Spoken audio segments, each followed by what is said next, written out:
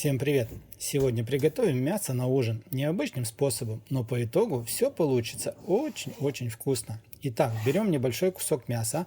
Здесь у меня примерно кило 200 грамм. Мясо нарезаем на небольшие стейки. Толщина стейка должна быть примерно 1 сантиметр. Сколько кусков нарезать мяса, решать только вам. Я буду готовить сегодня 8 таких вот кусочков. Они очень хорошо поместятся в мою форму. Дальше каждый кусочек нужно будет очень хорошо отбить, таким образом, как вы делаете отбивные. Вначале отбиваем большими зубьями, а затем отбиваем маленькими зубьями. Смотрите, это мясо у нас свиное, оно не так рвется, как куриное, так что можно смело хорошо отбивать. Отбивать мясо нужно будет с двух сторон, и постарайтесь сделать так, чтобы ваше мясо увеличилось по площади в 2 раза. Вот смотрите, как у меня это получилось.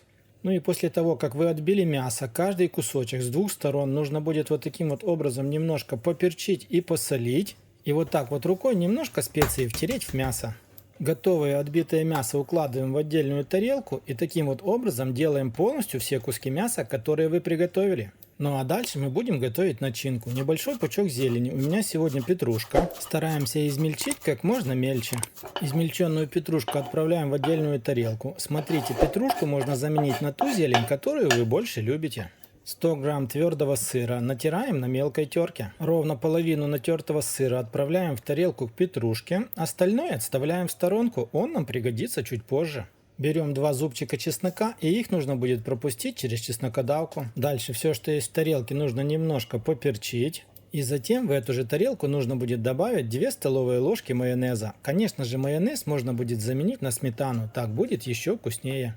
И после этого нужно будет все очень хорошо перемешать, и половина нашей начинки уже будет готова. Ну а сейчас мы приступаем непосредственно к сбору нашего блюда. На один кусок мяса укладываем 1 ложку начинки и таким вот образом разравниваем ее полностью по всей поверхности мяса. Ну а затем мы берем вторую половину нашей необычной начинки. Это консервированные ананасы. С одного края вот так вот полоской я укладываю примерно 5 ломтиков нарезанного консервированного ананаса. А затем все аккуратно сворачиваем рулетиком таким образом, чтобы полностью вся начинка оказалась внутри мяса.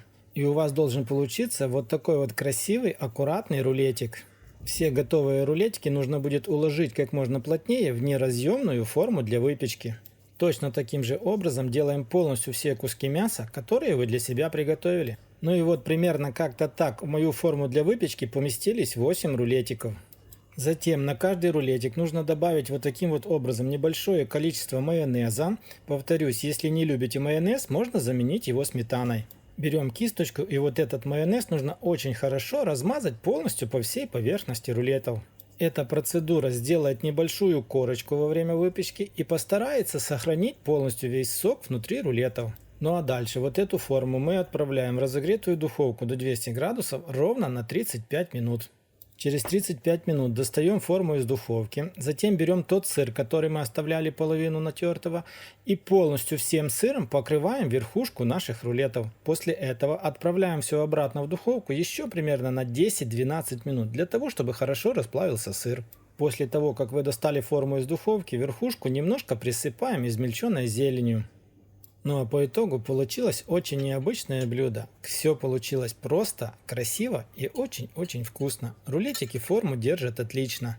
Такое вот блюдо будет не стыдно даже подать на любой праздничный стол. Все гости останутся в восторге.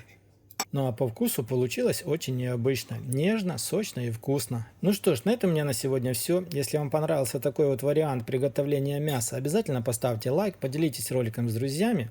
Ну а мы с вами встретимся, как всегда, в новых видео на канале Аппетитная кухня. Также не забудьте посмотреть еще один очень вкусный рецепт приготовления мяса.